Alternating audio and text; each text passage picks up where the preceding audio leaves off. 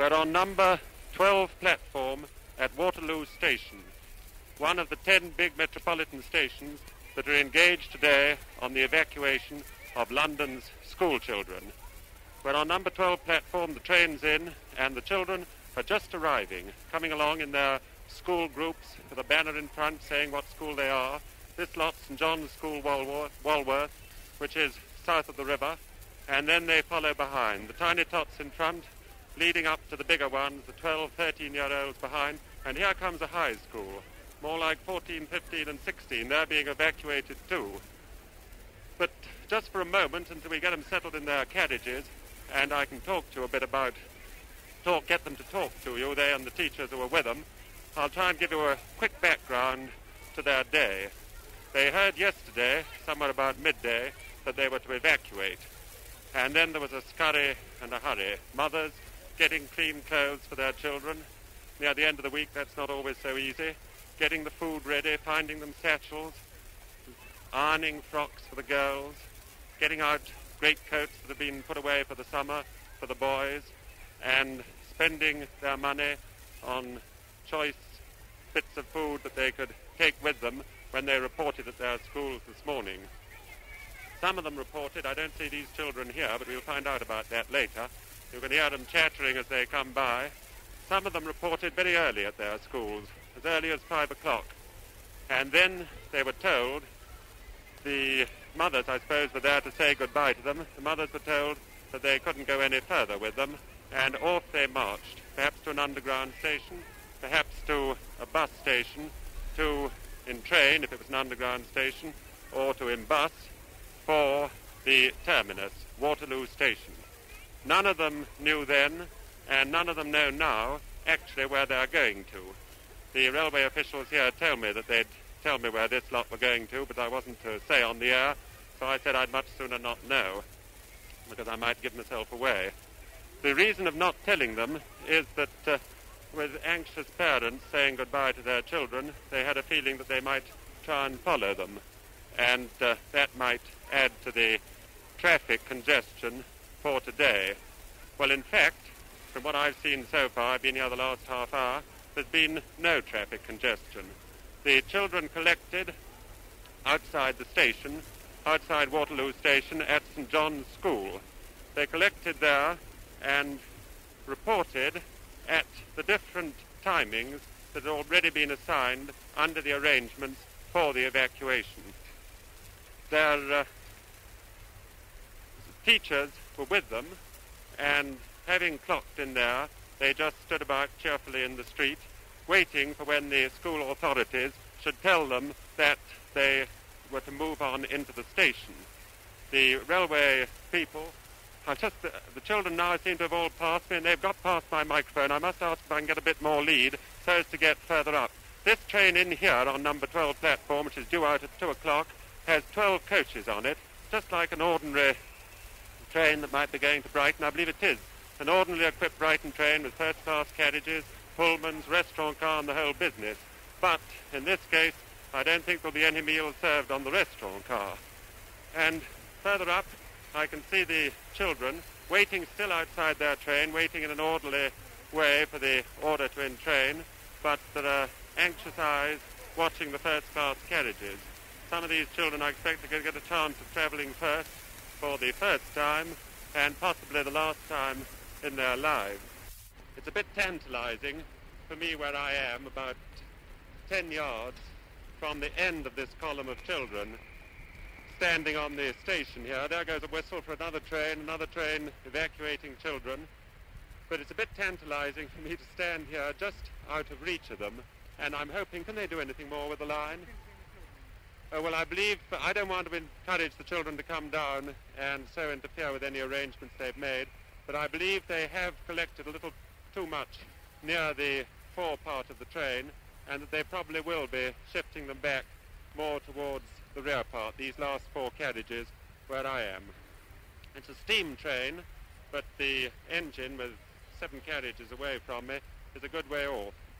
Waterloo Station, it isn't as old as its name implies, is well up to date, and all the tracks here are electric, but they have a certain number of steam trains which run on the main lines and then off onto the side lines that haven't been worth electrifying. And a lot of these trains taking the children out are steam trains so that they can slip off onto the side lines and take them to the quietest and safest parts in the country.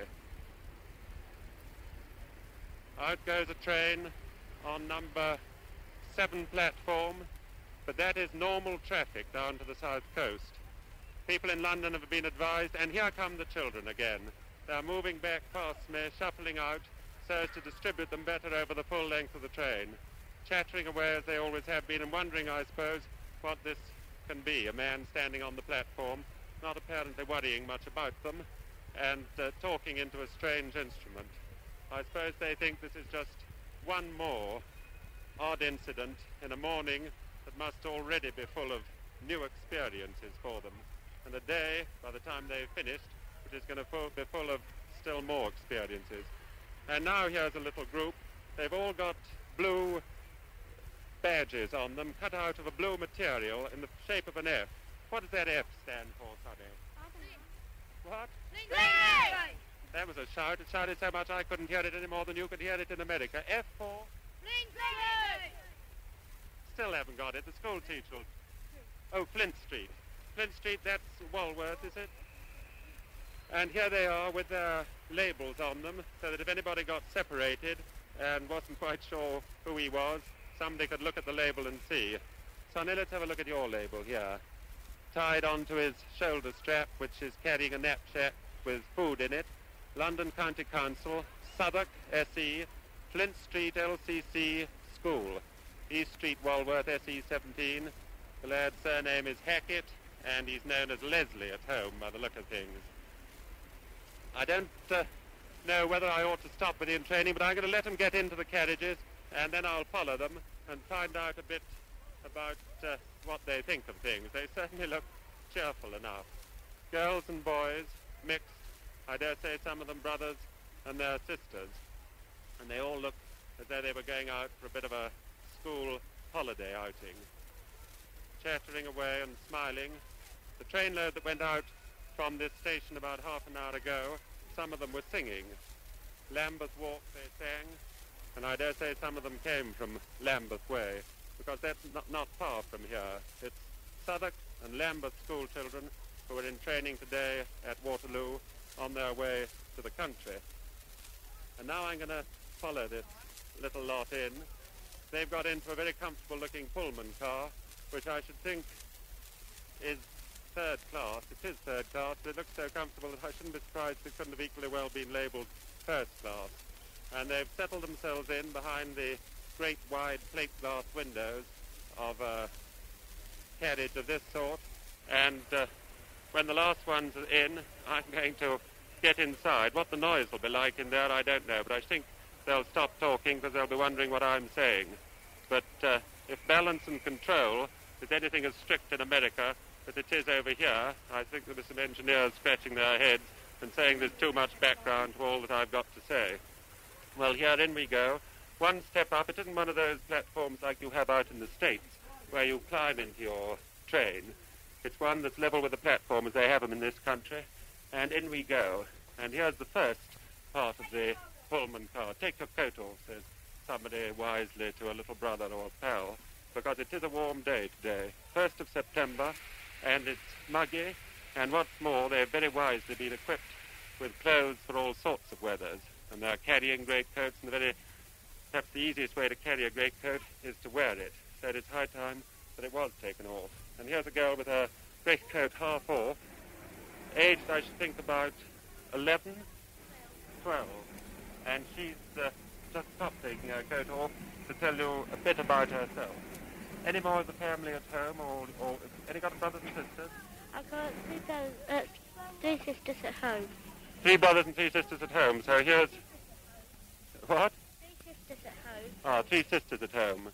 So some of them have been left behind. Actually, I think they've found today that the arrangements have gone so extremely smoothly, and they've found that the numbers aren't quite as many as they expected because of the holiday period.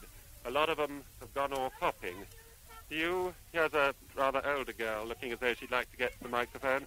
Do you ever go hopping, miss? No. Any of your friends go? No.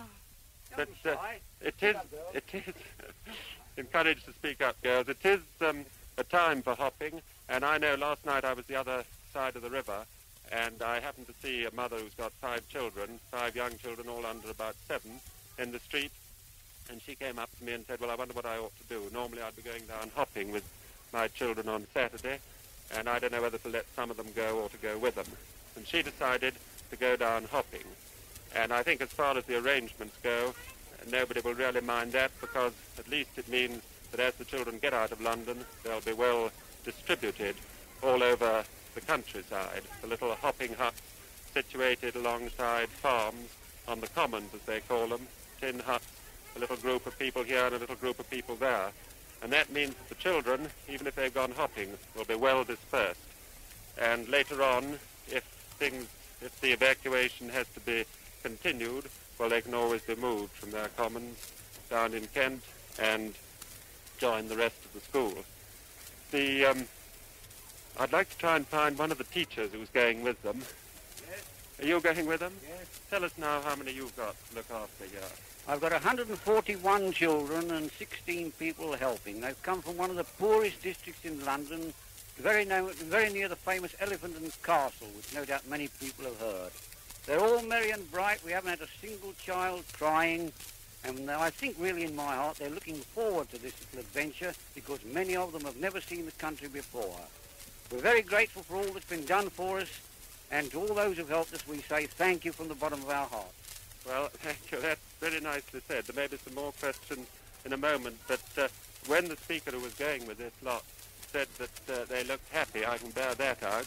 And I can also bear out the fact that they're cheerfully dressed, girls in bright cretonnes, if that's the right word, bright frocks. And I think by the time they get out into the country people will really welcome this invasion of young people from London. I know Londoners pretty well, and I'm certain that when they get there, they'll snatch all the enjoyment they can out of this new experience of finding themselves leaving. What? 1 minute? The train's leaving in 1 minute, is it? Well, now, children, come on, give them a song as you go. Come on now. Hip, hip.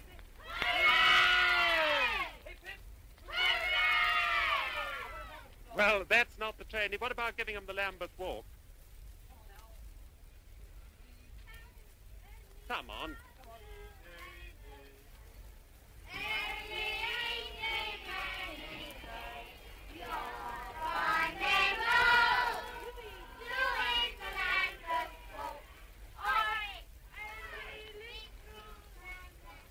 And there for the moment, I think I must leave them singing in the Pullman, because the train's due out, and things have gone so absolutely slick today that I wouldn't like to hold a train up just because of the broadcast to America. Even the station master's turned out in his tall black hat in which he's greeted the King and Queen on their return from Canada on the platform just over the other side, number 11 platform, only about 6-10 weeks ago. I can't really remember. And they're now looking back through the windows of this Pullman car. The children settle down. The boys more inquisitive than the girls by the look of things, each with their little gas mask in a brown cardboard box with comics to cheer them up. One boy has put his head out through the ventilator at the top of the window to give a special shout to America and the Empire, with a broad grin on his face, wondering quite where it's going to, with no smoking on his carriage. I don't think there's any danger of him wanting to smoke as far as I can see. Neat little attaché cases I can see in through the windows. Up in the racks, odd packages tied up with string. But on the whole, everything as neat and orderly as you could wish. And the station clock pointing at this moment to a fraction before 2 o'clock. I dare say America may have left us by now. They may have had to. But if the Empire's staying on, I'd like you to stay on and see this one trainload of children out of Waterloo Station. One train out of about 26 that are going out today, each carrying somewhere about 600 children. That, if I've worked it out right, is somewhere like 15,000 children leaving this one terminus. The whistle goes. The children are looking out. They all seem to whistle. They make sure that those whistles got over to America, 3 of them. The gates are shut at the end of the station, and in a moment this train moves out to an unknown destination.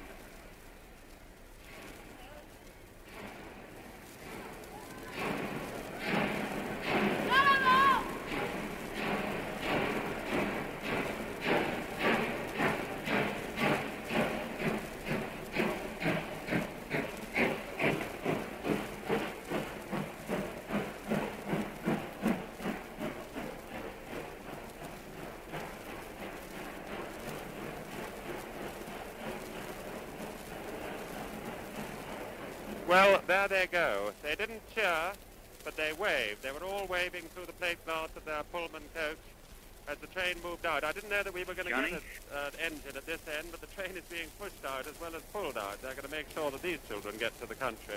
And so we got the engine bringing up the rear of the train, passing us, and off they go. And now the platform, number 12 platform of Waterloo Station, is practically deserted, apart from a few officials, the station master, and 1 or 2 people from the LCC who come to see this lot safely off. And with number 12 platform Waterloo Station deserted and waiting for the next trainload of children to go out into the country, we leave Waterloo Station and take American listeners, if they're still listening, back across the Atlantic, and our Empire listeners back to the studio.